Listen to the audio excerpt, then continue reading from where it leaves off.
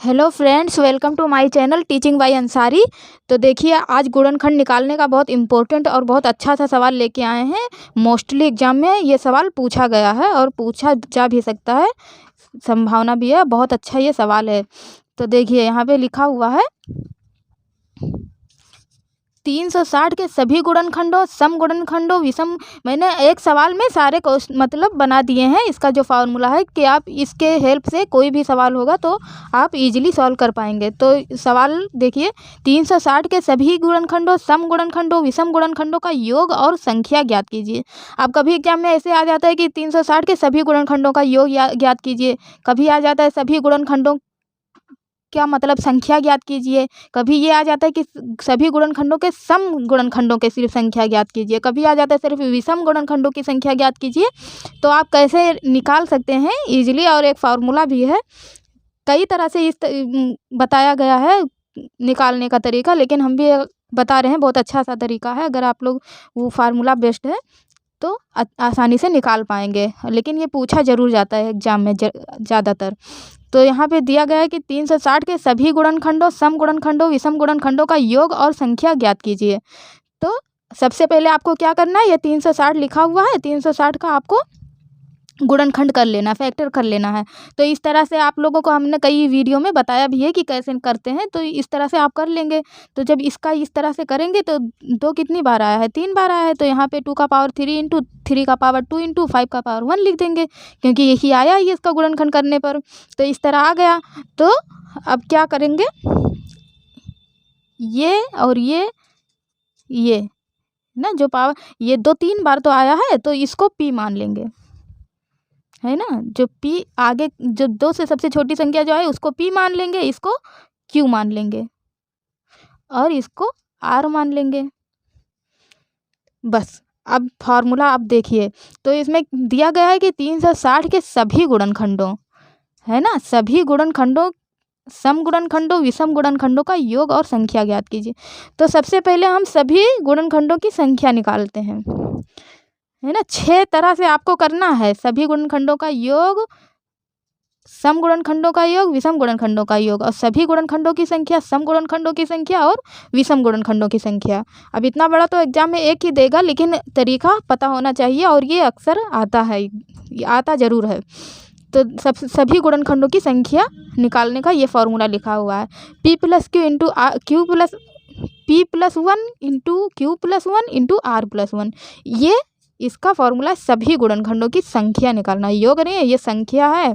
तो सभी गुणनखंडों की संख्या p plus 1 into Q plus 1 into R plus 1, ये इसका फॉर्मूला है। p plus 1 Q plus into Q plus 1 into R plus 1। इस तरह तो p किसको माने हैं, 3 को माने हैं। तो अब चलिए हम लोग सॉल्व करते हैं इसको। तो p की वैल्यू कितनी है, 3 दी गई है, तो यहाँ पे 3 लिख लेंगे हम, है ना। यहाँ पे चलिए ऐसे छोटे में इधर लिख लेते हैं। तो p की वैल्यू कितनी दी गई है, 3 दी गई है, तो यहाँ पे 3 लिख लेंगे, प्लस है तो प्लस और 1। q की वैल्यू कितनी दी गई है, 2 दी गई है, 2 प्लस 1। r की वैल्यू कितनी दी गई है, 1 प्लस 1। बस यही करना है हमको, सभी गुणनखंडों की संख्या, गुणनखंडों की संख्या है ये निकालने का। तो ये कितना हो गया, 4 हो गया, 4 इंटू 3 इंटू 2, यही तो आ गया। जब इसको इससे ऐड करके मल्टीप्लाई किए तो 4 3 12 दूना 24, तो क्या हो जाएगा, 24 आंसर आ जाएगा। सभी गुणनखंडों की संख्या 24 हो जाएगी। तो आपको अगर ये याद रहेगा, कन्फ्यूजन भी हो जाता है कभी कभी, तो ये मतलब याद रखना बहुत ज़रूरी है कि आपको एकदम से ये अगर फार्मूला रटा होगा आप फटाक से निकाल देंगे, और ये आता ज़रूर है। मैं बार बार ये बात बोल रही हूँ, बहुत इम्पोर्टेंट सवाल है। तो आपको सभी गुणनखंडों की संख्या निकालने का पता हो गया, p plus 1 into Q plus 1 into R plus 1। अब हो गया। अब चलिए देखते हैं दूसरा, वैल्यू रख देना है, बस ये फार्मूला याद रहेगा, आप इजीली पहले फैक्टर करेंगे फिर वैल्यू रख देंगे। अब सम गुणनखंडों की संख्या निकालना, हाँ।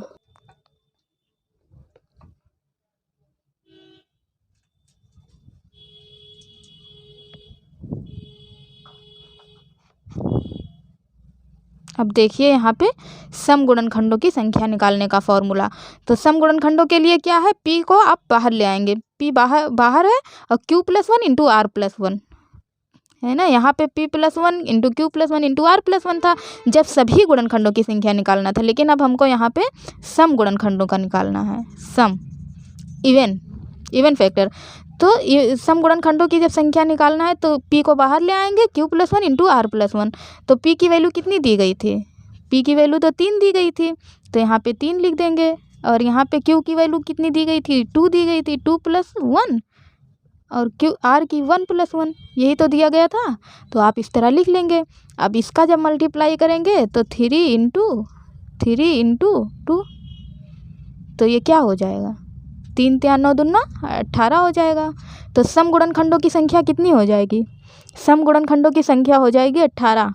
तो ये याद रखना है कि जब सभी गुणनखंडों की संख्या पूछे p+1 into q+1 into r+1, सम गुणनखंडों की संख्या पूछे p को बाहर ले आना है, q+1 इंटू r+1। अब देख लीजिए विषम गुणनखंडों की संख्या निकालने का,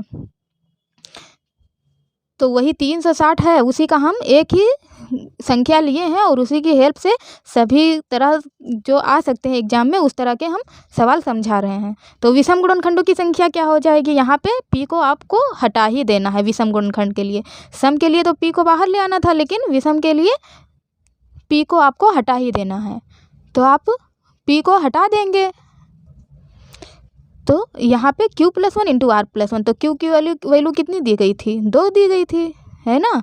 तो 2+1, और r की तो 1 थी, तो 1+1, तो क्या हो जाएगा यहाँ पे 3 इंटू 2 इज इक्वल टू 6। तो विषम गुणनखंडों की संख्या 6 हो जाएगी और सम गुणनखंडों की संख्या 18 हो जाएगी। अब अगर मान लो आपको सम गुणनखंडों की संख्या निकालने का पता है तो 18 आ गया, और वैसे भी आप माइनस करके निकाल सकते थे कि जब 24 आया है तो जब सम गुणनखंड की संख्या 24 है तो विषम की ओबियसली 6 ही होगी, है ना। लेकिन फिर भी तरीका तो पता ही होना चाहिए, तो इसीलिए मैंने बता दिया है कि उसके लिए p+1 into q+1 into r+1, इसका p बाहर निकाल लेना है, q+1 इंटू r+1, और इस विषम गुणनखंड के लिए q+1 इंटू r+1, p को आपको देखना भी नहीं है।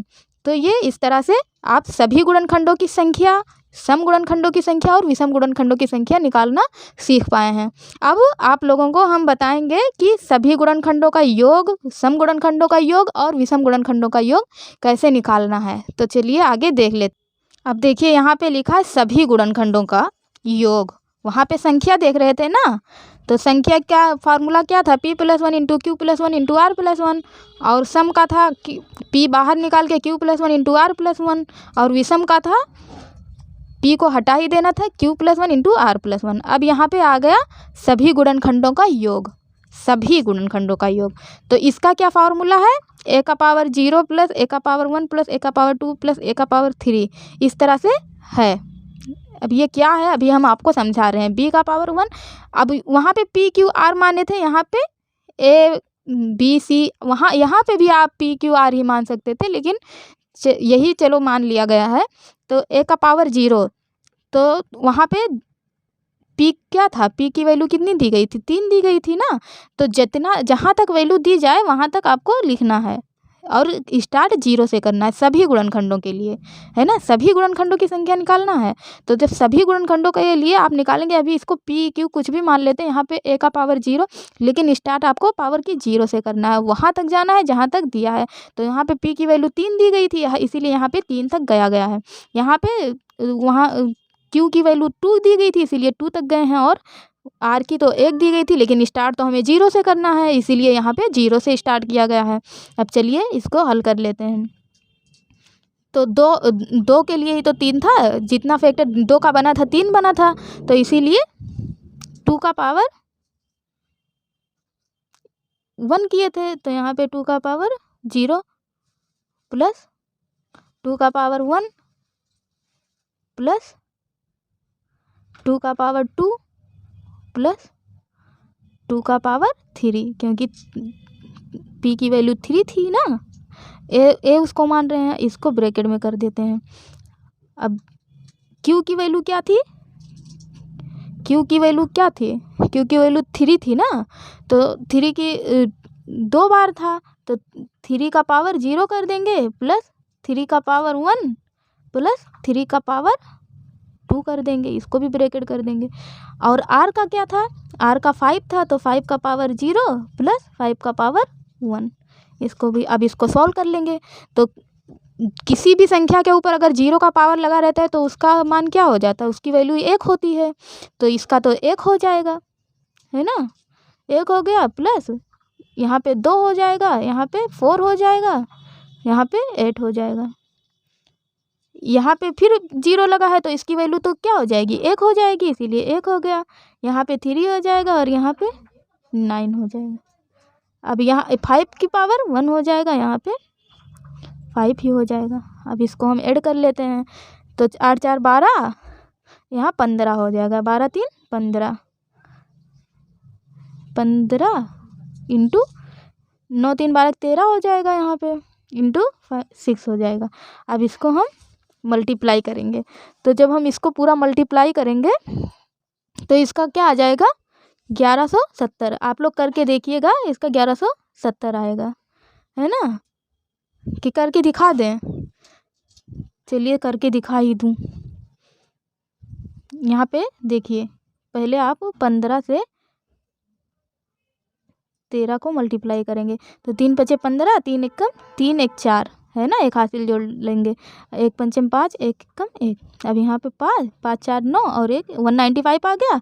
इसको 6 से अब हम मल्टीप्लाई कर लें, 6 5 30 का 0 हासिल 3, 6 9 54, 55 56 57, 57 का 7 हासिल आया 5, है ना, 6 और 6 कम 6, 6 5 11, तो देखिए 1170 आ गया, है ना। इस तरह से आप मल्टीप्लाई कर लेंगे, तो जब इसका मल्टीप्लाई करेंगे तो 1170 इसका आंसर आ जाएगा। तो ये क्या हो गया, सभी गुणनखंडों का योग निकालने का, है ना। तो आपको जब फैक्टर किए थे तो 2 का पावर 3 आया था, तो इसीलिए यहाँ पे a की वैल्यू 2 लिए हैं, b की वैल्यू 3 लिए हैं और c की वैल्यू 5 लिए हैं। तो उसी के हिसाब से आपको सभी गुणनखंडों का योग ये है, तो सभी गुणनखंडों का योग 1170 आ जाएगा। इसका आंसर 0 से स्टार्ट करना है, आपको वहाँ तक जाना है जहाँ तक दिया है। तो p की वैल्यू 3 दी गई थी, इसीलिए 3 तक गए हैं हम लोग। जितना भी जाए उतना आपको वहाँ तक जाना है, लेकिन स्टार्ट 0 से करना है। स्टार्ट आपको 0 से करना है, तब करना है जब सभी गुणनखंडों का योग पूछे। हम बार बार कह रहे हैं सभी गुणनखंडों का योग, है ना। बहुत तरीके से घुमा के पूछ लेता है ना एग्जाम में, इसीलिए हम आपको बता रहे हैं। जैसे कभी कभी सम गुणनखंडों का योग पूछ लेता है, आप कहीं सभी गुणनखंडों वाला फॉर्मूला लगा दिए, तो इसलिए मैं बार बार इसको मेंशन कर रही हूँ कि सभी गुणनखंडों के लिए आपको इस तरह से फार्मूला ये वाला लगाना है। अब देख लीजिए सम गुणनखंडों का योग कैसे निकालते हैं, तो उसका भी यहाँ पे फार्मूला लिखा हुआ है एक। तो उसके लिए फार्मूला क्या लिखा है, सबसे पहले तो ये आपको ध्यान रखना, ये सम गुणनखंडों का योग निकालने का फार्मूला है। तो सम गुणनखंडों का योग है ना, तो यहाँ पे क्या करना है, 2 का 0 वाला पावर नहीं लेना है, वहाँ पे 2 का पावर जो भी था a का पावर 0 से शुरू करना था। यहाँ पे जो है p जिसको माने थे, मतलब a जिसको आप मान रहे हैं, p की को ही a मान रहे हैं, तो a की वैल्यू a का पावर 0 नहीं करना है ना, क्योंकि उसका 1 आ जाता है। तो यहाँ पे सम गुणनखंडों का पूछा गया है, इसीलिए आपको 0 नहीं करना है। तो यहाँ पे 3 तक गया है, क्योंकि 3 था, 3 p की वैल्यू 3 थी ना, तो 2 का पावर 0 हमको जाना ही नहीं है। 2 का पावर 1 प्लस 2 का पावर 2 प्लस 2 का पावर 3। और अब यहाँ b और c के लिए तो 0 पे जाएंगे पावर के, लेकिन a के लिए पावर 0 नहीं करेंगे।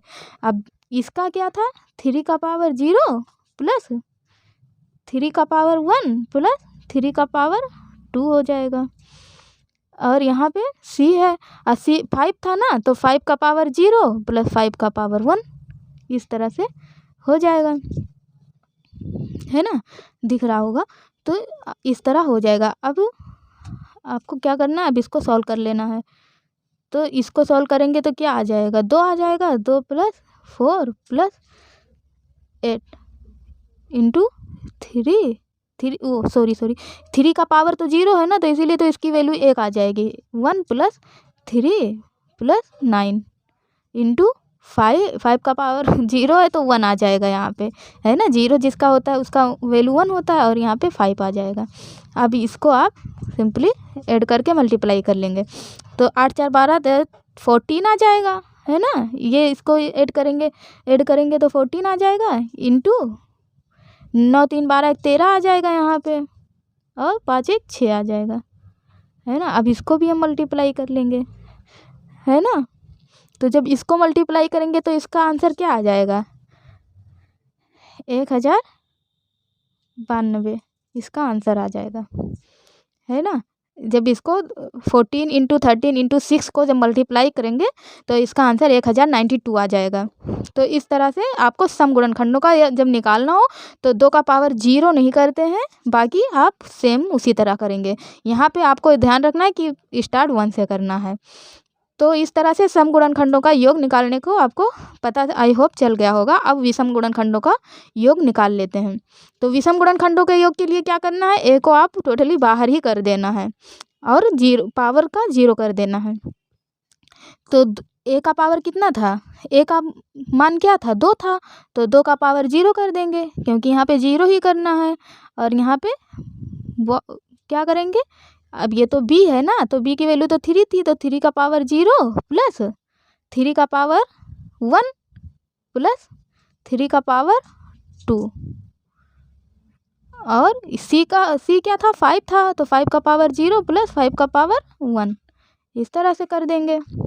तो यहाँ पे 2 का पावर 0 है तो इसीलिए इसका वैल्यू 1 आ जाएगी, और यहाँ पे 3 का पावर 0 है इसीलिए इसकी भी 1 आ जाएगी, यहाँ पे 3 आ जाएगा, और यहाँ पे प्लस 9 आ जाएगा, और यहाँ पे 1 प्लस 5। अब इसको भी ऐड करेंगे, 9 3 12 13 आ जाएगा इंटू 6, तो ये इस क्या आ जाएगा, 13 छक 78, है ना।